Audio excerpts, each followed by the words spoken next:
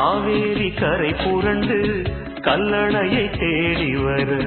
கேளாத கவிதையொன்று கைவளையல் பாடி வர 6 வயது வந்து முத்துரதம் ஆடி வர நீலாடை விரித்து வந்து முன்னழகை மூடி வர மயங்கி மயங்கி தவிக்க ஒரு மந்திரம் போட்டதென்ன